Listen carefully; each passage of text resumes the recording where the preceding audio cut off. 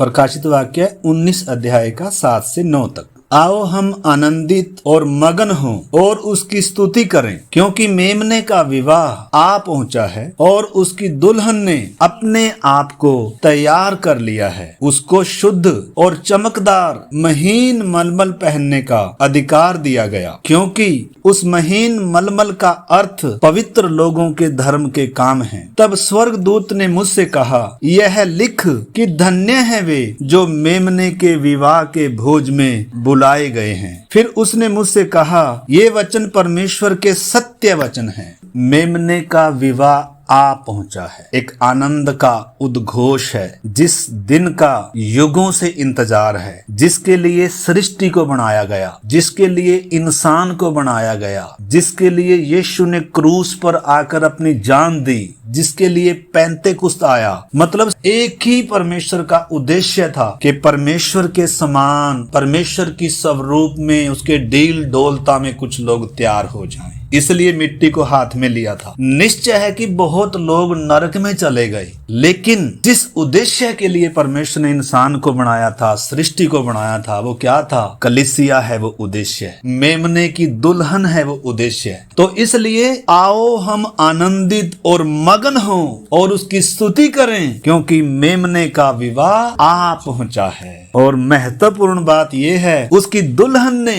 अपने आप को तैयार कर लिया। तो सबसे पहले तो है दुल्हन। परमेश्वर की योजना दुल्हन की है। इसलिए मत्ती में हम पढ़ रहे थे, बुलाए हुए तो बहुत हैं, परंतु चुने हुए थोड़े हैं। जो बहुत सारे बुलाए गए हैं, उनमें से चुनी गई है दुल्हन। तो बुलाए हुए सब दुल्हन में नहीं है। तो दुल्हन का वस्त्र, दुल्हन का संबंध, दुल्हन का समर्पण, दुल्हन की तैयारी, दुल्हन की पदवी अलग है। लिखा है दुल्हन ने अपने आप को तैयार किया। इससे जबरदस्ती नहीं किया किसी ने। परमेश्वर किसी से जबरदस्ती नहीं करता। दुल्हन जो होगी, जो अपनी बुलाहट को पहचानेगी, जो क्रूस को पहचानेगी, जो परमेश्वर के प्रेम को, अनुग्रह को जो पहचानेंगे, उनका समर्पण, उनकी तैयारी अलग होगी। तो सबसे पहले विषय तो ये है। इसके वस्त्र में फर्क है, हम देखेंगे। और उसके बाद हम देखते हैं 9 आयत में, तब स्वर्गदूत ने मुझसे कहा, यह लिख कि धन्य वे हैं जो मेमने के विवाह के भोज में बुलाए गए हैं।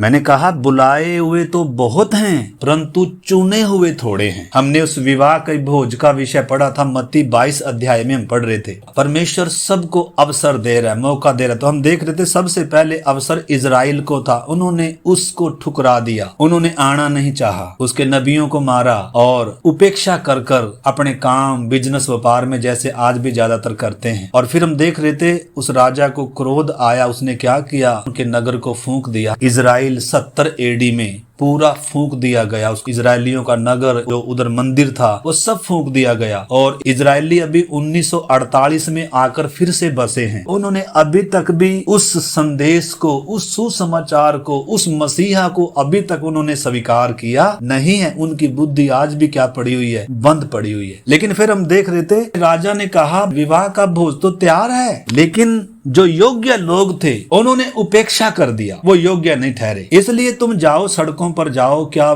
भले हो, क्या बुरे हो, क्या गरीब हो, अमीर हो, जितने भी मिले, मतलब बिना कंडीशन के जो कोई इस बुलावे को, इस निमंत्रण को स्वीकार करेगा, उन्हें सबको ले आओ। लेकिन उसमें हम ऐसे व्यक्ति को भी देख रहे हैं जो विवाह का वस्त्र पहने हुए नहीं था। तो मतलब जो भी स्वर्ग में जा रहे हैं, जो भी परमेश्वर के उस अनंत, उस आनंद का हिस्सा बन रहे हैं, उनको जो कम से कम जो शर्त है वो क्या है? उन सब ने क्या पहना हुआ है? विवाह का वस्त्र पहना हुआ है। वो हम देख रहे थे, वो उद्धार है। यशाया 61 अध्याय और 10 आयत में हम देख रहे थे, उसने हमें क्या पहनाया? उद्धार का वस्त्र, धार्मिकता का वस्त्र पहनाया है। उद्धार का वस्त्र मतलब मात्र बपतिस्मा लिया हुआ व्यक्ति नहीं, बल्कि बदला हुआ जीवन, बदली हुई सोच। तो ये सब स्वर्ग में प्रवेश करने वाले लोग हैं, दुल्हन नहीं होंगे। दुल्हन का समर्पण, दुल्हन की तैयारी दुल्हन का वस्त्र, दुल्हन का सेवा का जीवन है। अब मैंने और आपने पहचानना है, क्या मैं विवाह का भोजी हूँ या दुल्हन का हिस्सा हूँ। बुलाए हुए सब हैं, मुझे आपको, हम सबको बुलावट है, लेकिन समर्पण पर हमारा चुनाव होगा, फ्री में नहीं होगा। हम देख रहे थे परमेश्वर के राज्य को देखना। पुराने समय के संतों ने सिर्फ देखा है दूर से। अब्राहम ने देखा, मूसा ने देखा, दाऊद ने देखा स्वर्ग के राज्य। यीशु ने भी कहा पुराने समय के संत सिर्फ देख ही पाए, उसमें प्रवेश नहीं कर पाए, कुछ लोग प्रवेश किए। तो जितने भी हम देख रहे हैं विवाह का वस्त्र पहने हुए लोग हैं, ये परमेश्वर के राज्य में प्रवेश करने वाले हैं, लेकिन अधिकारी नहीं है। मैं और आप पहचाने, अपने जीवन को देखें, अपने समर्पण को देखें। तो इधर हम देखते हैं कि दुल्हन का वस्त्र अलग है और जो विवाह के भोजी हैं उनका वस्त्र अलग है। दुल्हन में कुछ और भी खूबी है। उसका वस्त्र कैसा है? तो आइए हम देखते हैं। बहुत सारे लोग इन बुलाए हुओं में ऐसे भी हैं जिनके पास उद्धार का वस्त्र नहीं है, उनको चिंता भी नहीं है। संगति में आते हैं, प्रार्थना करते हैं, मैंने और आपने जानना है कहीं वो मैं तो नहीं हूँ, क्या मैंने उद्धार का वस्त्र पहना है? अगर उद्धार का वस्त्र पहना हुआ है तो उस उद्धार के वस्त्र को हमने शुद्ध रखना है। प्रकाशित वाक्य में, प्रकाशित वाक्य 16 अध्याय 15 आयत, देख मैं चोर के समान आता हूँ, धन्य है वह जो जागता रहता है और अपने वस्त्र की चौकसी करता है कि नंगा न फिरे और लोग उसके नंगेपन को न देखें। इधर प्रभु क्या कह रहा है? धन्य है वे जो अपने वस्त्र की चौकसी करते हैं, अपने उद्धार की चौकसी करते हैं। क्योंकि स्वर्ग में जाने के लिए उद्धार का वस्त्र होना, विवाह का वस्त्र होना अति जरूरी है। लेकिन ये ही परमेश्वर की योजना नहीं है। परमेश्वर की योजना दुल्हन है। कभी भी केंद्र विवाह में भोजी नहीं होते, ना सहेलियां होती हैं, बल्कि विवाह में जो केंद्र होता है वो दूल्हा और दुल्हन होते हैं। प्रकाशित वाक्य 3 अध्याय 3 से मैं पढ़ता हूँ। इसलिए स्मरण कर कि तूने कैसी शिक्षा प्राप्त की और सुनी थी और उसमें बना रहे और मन फिरा। यदि तू जागृत न रहेगा तो मैं चोर के समान आ जाऊंगा और तू कदापि न जान सकेगा कि मैं किस घड़ी तुझ पर आ पड़ूंगा। पर हाँ, सरदीस में तेरे यहाँ कुछ ऐसे लोग हैं जिन्होंने अपने अपने वस्त्र अशुद्ध नहीं किए। वे श्वेत वस्त्र पहने हुए मेरे साथ घूमेंगे क्योंकि वे इस योग्य हैं। जो स्वर्ग में प्रवेश कर रहे हैं ना, वो उद्धार पाए हुए लोग हैं। पापों की माफी पाए, उद्धार, और उद्धार आखिरी श्वास तक उद्धार में बने रहना है। क्योंकि बहुत सारे उद्धार खो भी सकते हैं। इसलिए लिखा है डरते और कांपते हुए अपने अपने उद्धार के काम को क्या करना है? हम सब ने पूरा करना है, अपने वस्त्र की चौकसी करनी है। लेकिन अगर दुल्हन में हमारा स्थान होना है तो उसके लिए कंडीशन बिल्कुल अलग है, उसका समर्पण अलग है। वो कभी बुड़बुड़ाती नहीं है, वो स्वामी के काम को अपना काम समझती है। उसके साथ परमेश्वर का व्यवहार अलग है, उसकी तैयारी अलग है, उसका समर्पण, उसकी सेवा, उसका स्थान, उसका संबंध बिल्कुल अलग है। इधर हमने देखा फिलहाल उद्धार पाए हुए लोग। अगर कुछ लोग नए हैं तो मत्ती 24 अध्याय पहले निकालिए। उद्धार पाए हुए लोग, उनके लिए कंडीशन क्या है? क्योंकि यीशु ने कहा था मैं तुम्हें सच सच कहता हूँ, जब तक कोई व्यक्ति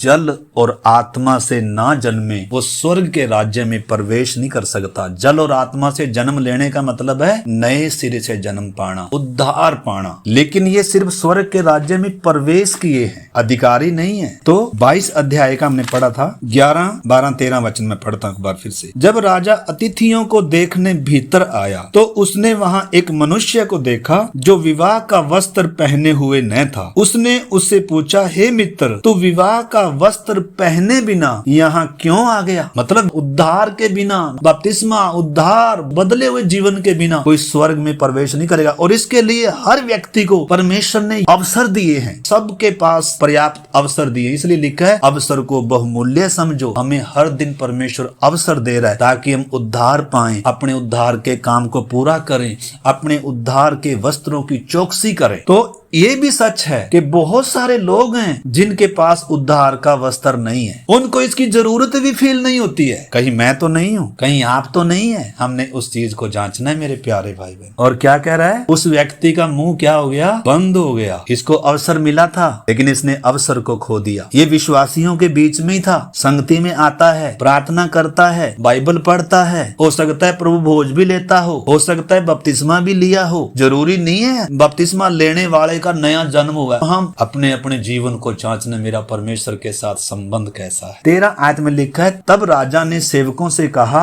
इसके हाथ पांव बांध कर उसे बाहर अंधियारे में डाल दो, वहां रोना और दांतों का पीसना होगा, क्योंकि बुलाए हुए तो बहुत हैं परंतु चुने हुए। तो बुलाए हुओं में से बहुत सारे उद्धार बिना ही फिर रहे हैं, कलीसिया में ही हैं। लेकिन इधर लिखा है, हाथ पांव बांध कर अंधेरे में डाल दो जहां रोना और पीसना। अगर अवसर को बहुमूल्य नहीं समझा, परमेश्वर अवसर देता है। नूह के समय अवसर दिया लोगों को मन फिराने का, लूत के समय अवसर दिया, फटाफट सदोम को छोड़ दो। परमेश्वर अवसर देता है। इजरायलियों को पर्याप्त अवसर दिए थे। परमेश्वर इससे पहले कि न्याय आए उससे पहले अवसर देता है, प्रेम प्रकट करके देता है। इसलिए लिखा है, परमेश्वर ने सारे जगत से प्रेम किया। यीशु सारे जगत के लिए मरा, लेकिन जो कोई विश्वास करेगा, जो कोई ग्रहण करेगा, उसी का उद्धार होगा। प्रेम सबसे करता है, लेकिन अगर प्रेम को ठुकराएंगे, अवसरों को बहुमूल्य नहीं समझेंगे, ऐसे बड़े उद्धार से अगर निश्चिंत हैं, तो फिर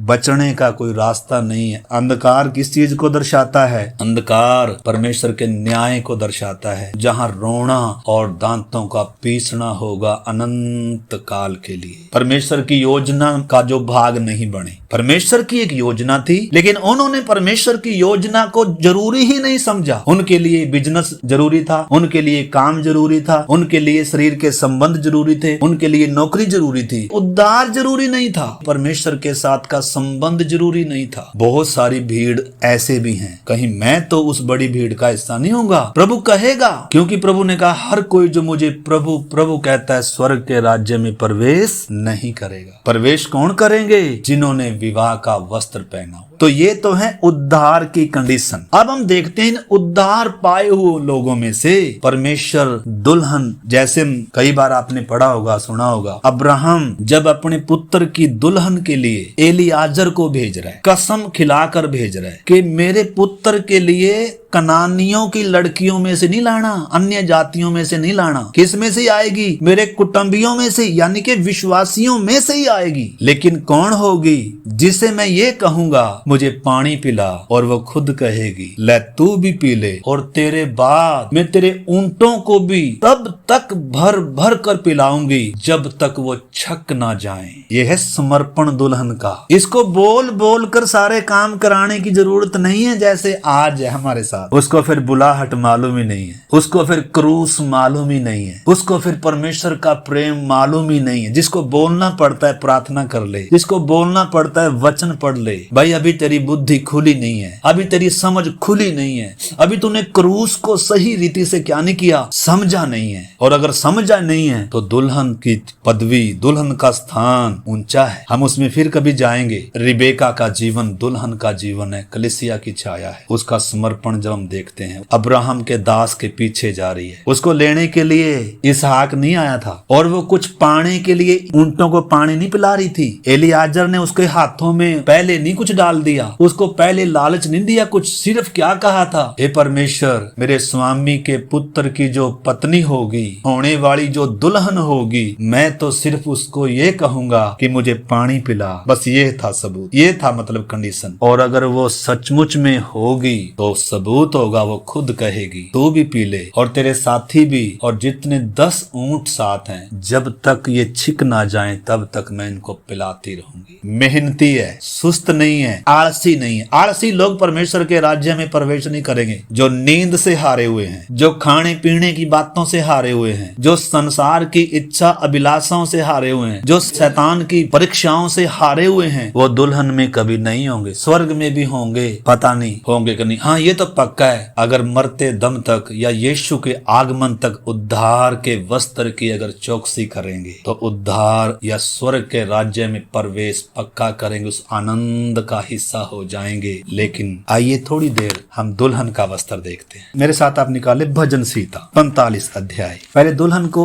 नए नियम में भी देख लेते हैं। दूसरा कुरिन्थियों 11 अध्याय और 2 वचन। एक से मैं पढ़ लेता हूँ। यदि तुम मेरी थोड़ी सी मूर्खता सह लेते तो क्या ही भला होता। हाँ, मेरी सह भी लो, क्योंकि मैं तुम्हारे विषय में ईश्वरीय धुन लगाए रहता हूँ, इसीलिए कि मैंने एक ही पुरुष से तुम्हारी बात लगाई है कि तुम्हें पवित्र कुंवारी की नाई मसीह को सौंप दूं। पवित्र कंवारी है दुल्हन। आपको मालूम है संसार से मित्रता व्यभिचार है। दुल्हन जो होगी वो संसार की चाहने वाली नहीं है, संसार की रीति पर चलने वाली नहीं है, संसार के तरीके से चलने वाली नहीं है, संसार को प्रिय जानने वाली नहीं है। दुल्हन की खूबी होगी वो पवित्र कंवारी है। उसके मन में कोई बसा नहीं हुआ यार प्यारे मित्र, उसका कोई मित्र नहीं है यीशु के अलावा। उसका संसार में कोई मित्र नहीं है, जैसे आजकल शादी से पहले ये मित्र वो मित्र। उसका कोई मित्र, उसका एक ही स्वामी है, एक ही मित्र है, कुंवारी है। लेकिन इधर पौलुस का जो डर है, कह रहा है मैं डरता हूँ कहीं जैसे सर्प ने बड़ी चतुराई से हवा को भरमाया, तुम्हारे मन भी क्या ना हो जाए। पवित्र कुंवारी को भी खतरा है। शैतान चारों तरफ से संसार पीछे पीछे लेकर घूम रहा है, पैसा लेकर घूम रहा है, नौकरी लेकर घूम रहा है, और कितने छोकरे छोकरी लेकर घूम रहा है, ताकि किसी न किसी तरीके से क्या कर दे, भ्रष्ट कर दे। दूसरा सुसमाचार है, दूसरी आत्मा आगे अलग विषय। तो आइए हम देखते हैं दुल्हन कौन है और भोजी कौन है, कितना अंतर है। यीशु ने कहा जो जय पाएगा वो मेरे साथ मेरे सिंहासन पर बैठेगा। दूल्हे के बराबर में बैठेगी दुल्हन। इस करके इसका जो स्थान है, इसका जो समर्पण है, इसका जो वस्त्र है वो अलग है। तो आइए जल्दी से निकाल लेंगे हम 45 अध्याय भजन सीता 45 अध्याय 9 से मैं पढ़ता हूँ। तेरी प्रतिष्ठित स्त्रियों में राजकुमारियां भी हैं, तेरी दाहिनी और पटरानी और पीर के कुंदन से विभूषित खड़ी हुई है। तेरी प्रतिष्ठित स्त्रियों में राजकुमारियां भी हैं, तेरी दाहिनी और पटरानी। दाहिनी ओर का मतलब उस अधिकार को दर्शाता है। दाहिनी ओर मेरे दाहिने बैठ, अधिकार पाई हुई है। पटरानी है इसका वस्त्र। इधर लिखा है तेरी दाहिनी और पटरानी ओ पीर के कुंदन से विभूषित खड़ी हुई है। यह दुल्हन। 10 हे राजकुमारी सुन और कान लगाकर ध्यान दे, अपने लोगों और अपने पिता के घर को भूल जा और राजा तेरे रूप की चाह करेगा। जो अपने किसको भूल गए? दुल्हन कौन होगी? जो अपने घर को, परिवार को, सब चीजों को भूल कर दुल्हे के लिए तैयार होती है, छोड़ने त्यागने के लिए तैयार होती है। सबको लेकर नहीं जा सकती दूल्हे के घर। ये दूल्हे के लिए पवित्र है, कुंवारी है, इसका वस्त्र अलग है, इसकी तैयारी अलग है। पवित्र आत्मा ने इसको तैयार किया है, वचन ने इसको तैयार किया है, सेवकों ने इसको तैयार किया। कितने तो ऐसे सेवकों को एक बोलने तो स्वीकार ही नहीं करते। हमने जानना है फिर मैं कहाँ हूँगा, मैं कौन सी कैटेगरी में हूँगा। जिन्होंने तैयार करना है उन्हीं के साथ संबंध नहीं है, पवित्र आत्मा ही नहीं चाहिए। इस करके मेरे प्यारे भाई बहनों कितना समर्पण करना होगा, पवित्र आत्मा को अपने जीवनों में काम करने देना होगा, वचन को अपने जीवनों में, सेवकों को अपने जीवनों में, प्रभु को अपने जीवनों में काम करने देना होगा, अधिकार देना होगा। हमें तैयार करो, बनाओ, सरेंडर करना होगा। हमने इस चीज को पहचानना है। तो आगे बढ़ेंगे। और राजा तेरे रूप की चाह करेगा, क्योंकि वह तो तेरा प्रभु है, और उसे दंडवत कर। अब 13 आयत में आ जाइए। राजकुमारी महल में अति शोभायमान है। राजकुमारी पर है सबकी नजर, सारी सृष्टि की नजर, दुल्हे की नजर। इसका समर्पण, इसका त्याग, इसका वस्त्र, इसने अपना समझकर सेवा किया है। इसने पास्टर का समझकर सेवा नहीं किया, सेवा को इसने अपना समझा है। मेरे प्रभु का काम है, इसने दिखाने के लिए कुछ नहीं किया। लिखा है राजकुमारी महल में अति शोभायमान है, और उसके वस्त्र में सुनहले बूटे कड़े हुए हैं। वह बूटेदार वस्त्र पहने हुए राजा के पास पहुंचाई जाएगी। इससे पहले कि राजा के पास पहुंचाई जाए, उसके वस्त्र में क्या काढ़े गए हैं? बूटेदार वस्त्र हैं। अति शोभायमान है इसका चरित्र। आपको मालूम है दुल्हन का श्रृंगार दिखावटी नहीं है। बहुत सारे रिबेका के श्रृंगार को देखकर क्या करते हैं, अपना बाहरी श्रृंगार करते हैं। बाहरी श्रृंगार नहीं है दुल्हन का वस्त्र। पत्रस की पत्री में जब आप पढ़ेंगे, पत्रस बता रहा है तुम्हारा श्रृंगार दिखावटी ना हो, बल्कि तुम्हारे मन की दीनता, नम्रता उस अविनाशी सजावट से सुसज्जित हो। मन की दीनता है दुल्हन में, अपने स्वामी के लिए आदर है इसके जीवन में, अपने स्वामी की खुशी के लिए जीती है। मेरे प्रभु को क्या अच्छा लगता है। हम कहाँ होंगे मेरे प्यारे भाई बहनों। इतना ऊंचा सौभाग्य है, इतना ऊंचा पदवी के लिए इतनी ऊंची बुलाहट स्वर्ग ने दी, क्रूस पर आकर जान दिया। कोई नहीं कह सकता कि मुझे ये भेद मालूम नहीं चला, कोई नहीं कह सकता कि मुझे अवसर नहीं मिला। सबको अवसर है, लेकिन उसमें होंगे कौन जिनके वस्त्र में क्या कड़े गए हैं। आपको मालूम है जब किसी कपड़े में कढ़ाई करते हैं ना, पहले उसको सिकंजे में कसते हैं, और सिकंजे में कसने के बाद फिर क्या करते हैं, उस कपड़े में सुई अंदर जाती है, बाहर जाती है। दर्द का अनुभव है, आसान नहीं है। लेकिन ये रो नहीं रही, बुड़बुड़ा नहीं रही। कितने लोग तो थोड़ी सी समस्या आ जाए, देखो इजरायलियों के जीवन से हम देख रहे हैं, वो रोटी के लिए बुड़बुड़ा रहे हैं, वो थोड़ी थोड़ी चीजों के लिए बुड़बुड़ा रहे हैं, रो रहे हैं। परमेश्वर कह रहा है कनान नहीं देखोगे तुम। अगर ऐसे लोगों को कनान परमेश्वर ने नहीं दिया तो स्वर्ग परमेश्वर के प्रेमियों के लिए है। हम कहाँ होंगे। सुनकर अनसुना करने से हमें खतरा है। आज ही मेरे प्यारे भाई बहनों इस बात को हम समझे। हम कहाँ हैं। कितने तो मैंने कहा उनको वस्त्र की भी चिंता नहीं है, उद्धार की भी चिंता नहीं है। कितने ऐसे हैं जो बस भोजी बस उद्धार पा लिया, बस यही काफी है, उद्धार हो गया ना, स्वर्ग जा रहे, बस यही काफी है। लेकिन कितने होंगे जो दुल्हन की बुलाहट पाए हुए लोग होंगे। उनका चुनाव होगा, स्वर्ग उनका चुनाव करेगा जिन्होंने अपने वस्त्रों में काम करने दिया, जिन्होंने पवित्र कुमारी के समान अपने जीवन को तैयार रखा है। उधर व्यभिचारी नहीं जाएंगे। इजराइल में याजक के लिए नियम था, याजक ना तो त्यागी हुई को विवाह कर सकता, ना भ्रष्ट से विवाह कर सकता, ना वेश्या से विवाह कर सकता, ना व्यभिचारिणी से विवाह कर सकता। उसको अपने लोगों में से पवित्र कन्या से ही विवाह कर सकता है। अगर एक याजक के लिए इतना है तो प्रभु यीशु मसीह के लिए कितना बढ़कर है, जो महायाजक है। उसके लिए दुल्हन चाहिए। क्या कोई है जो इस न्योते को स्वीकार करेगा। अब्राहम के दास ने बस यही कहा था। बहुत सारी लड़कियां पानी भरने के लिए कुएं के पास आ रही थी, सबको मौका था, लेकिन उसने ये कहा जिसे मैं कहूंगा मुझे पानी पिला। आज अगर किसी से पानी मांगेंगे तो वो तो कहेगी अरे मुझे बहुत काम है, बिजी हूं मैं, मेरे पास इतना समय नहीं है। अगर हमें परमेश्वर में इंटरेस्ट नहीं है, कान खोल कर सुनना, भी हम प्रार्थना करेंगे, अगर हमें परमेश्वर में दिलचस्पी नहीं है तो परमेश्वर को भी हमें दिलचस्पी नहीं है। बहुत सारे सोचते हैं हमें तो जैसे मर्जी करें, हमें तो, और प्रभु गाड़ी लेकर आएगा और हमें लेकर, ना, ऐसे स्वर्ग में कोई जा नहीं सकता है। अगर अभी भी संसार की तरह चलना, संसार की तरह फैशन, संसार की तरह वस्त्र, संसार की तरह सोच, संसार की रीति, संसार से प्रेम, तो प्रभु बोलेगा तुझे तो संसार प्रिय है, तेरा तो संसार मित्र है, तू तो संसार की रीति पर चलता है, तू मेरी रीति पर कहाँ चलता है, तू मेरे पीछे कहाँ हो लिया, तेरा तो आधा मन संसार में है। हमारा क्या होगा मेरे प्यारे भाई बहनों। संसार की तरह मुंह चमकाना, संसार की तरह वस्त्र, संसार की तरह सोच, संसार की तरह फैशन,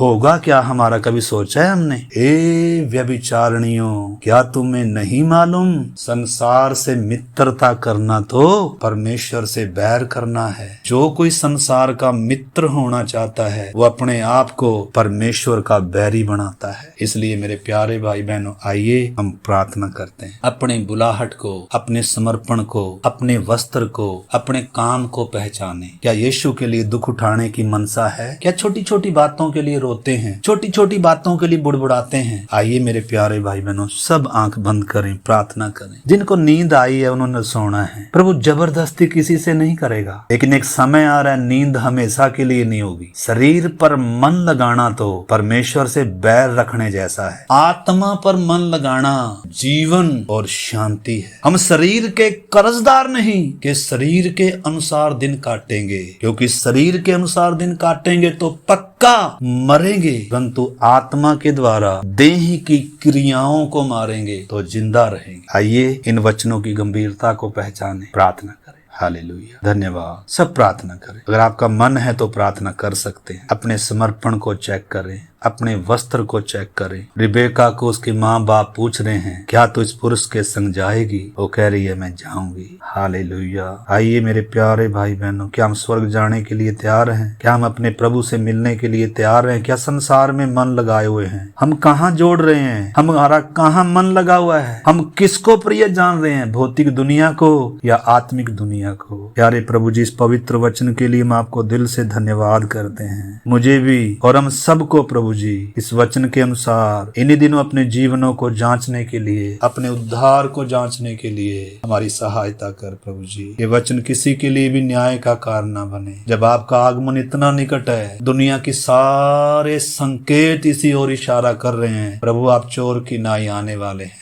ओ खुदावन, हम हर एक को अपने अपने उद्धार के वस्त्रों की चौकसी करें और प्रभु उस बुलाहट को पहचाने, अपनी तैयारी को पूरा करें, आपके काम को करें। प्रभु अपनी देहों को जीवित, पवित्र और परमेश्वर को भावता हुआ बलिदान करें। खुदावन आपके पद चिन्हों पर चले। प्रभु हम सब पर आप ऐसा अनुग्रह करना खुदावन। प्रभु ये वचन हम सबों के लिए आत्मिक उन्नति, आशीष और उद्धार का कारण बन जाए। आपके हाथ में सौंपते हैं, धन्यवाद करते हैं प्रभु। आपने ओ खुदावन इतना ऊंचा सौभाग्य पदवी के लिए हमें बुलाया है, जान दी हमारे लिए, अपनी आत्मा दिया, अपना वचन दिया, अपने दास दिए, कितने अवसर दिए खुदावन। इन बहुमूल्य अवसरों को पहचानने के लिए हमारी एक एक की मदद कर आपके हाथ में सौंपते हैं। धन्यवाद के साथ सारा आदर महिमा आपको देते हुए प्रार्थना को हमारे उद्धार करता प्रभु यीशु मसीह के नाम से हम मांगते हैं, आमीन।